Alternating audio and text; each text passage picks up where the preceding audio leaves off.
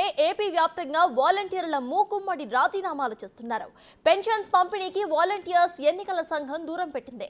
అయితే జగన్ కోసం ప్రచారంలో పాల్గొంటారని అంటున్న ఆరోపణల నేపథ్యంలో అధికారులు తొలగించక ముందే వారే రిజైన్ చేసేస్తున్నారు.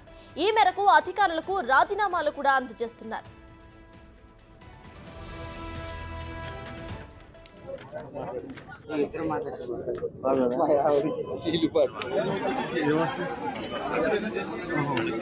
మచిలీపట్నంలో 1200 మంది, భీమవరంలోని 39వ వార్డులో మొత్తం 22 మంది వాలంటీర్స్ రిజైన్ చేశారు. అనంతపురం జిల్లా తాడిపత్రిలో 340 మంది వాలంటీర్లు, రాప్తాడు నియోజకవర్గం వ్యాప్తంగా మరో 40 మంది రాజీనామా చేశారు.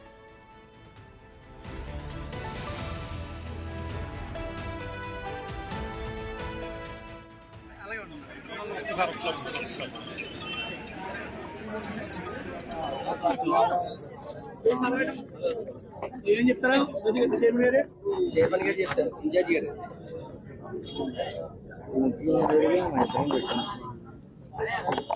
ఏపీ వ్యాప్తంగా వాలంటీర్లు మూకుమ్మడి రాజీనామాలు చేస్తున్నారు. పెన్షన్స్ పంపిణీకి వాలంటీర్స్ ను ఎన్నికల సంఘం దూరం పెట్టింది.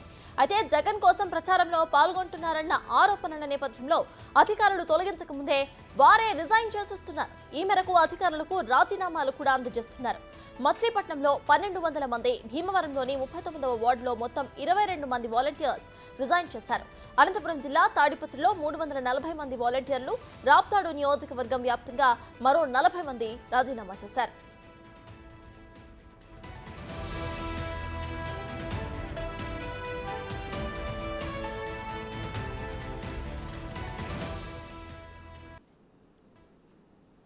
ఈ విషయంపై పూర్తి డీటెయిల్స్ ను మా ప్రతినిధి మల్లికార్జున్ అందిస్తారు. మల్లికార్జున్, చెప్పండి, ప్రజెంట్ మనం చూస్తే ఇటు ఏపీ వ్యాప్తంగా కూడా అందరూ వాలంటీర్స్ రాజీనామాలు చేస్తున్నారు. దీన్ని ఎలా చూడాలంటారు?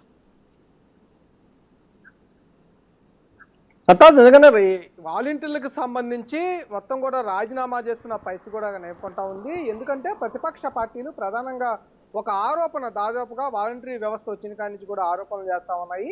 వైసీపీ కార్యకర్తలను వాలంటరీగా అధికార పార్టీ నియమించుకునేది అంది అంటూ కూడా ఒక ఆరోపణలు అయితే చేస్తూనే వచ్చా ఉన్నాయి. హైకోర్టులో వాలంటీర్లకు సంబంధించిన పిటిషన్లు కూడా చాలా వరకు దాఖలైన పరిస్థితి కూడా ఉంది. మొన్న రీసెంట్ గా ఈ ఎలక్షన్ ముందు కోడ్లో కూడా పింఛన్ల పంపిణీకి సంబంధించి కానీ, ఎలక్షన్ల విషయంలో కానీ ఎక్కడ వెళ్ళకూడదంటూ కూడా ప్రతిపక్ష పార్టీలకు సంబంధించి కానీ, అలాగే ప్రజా సంఘాలకు సంబంధించి కానీ హైకోర్టులో పిటిషన్లు దాఖలు చేయటం, దాని మీద తీర్పు కూడా ఇవ్వడం జరిగింది.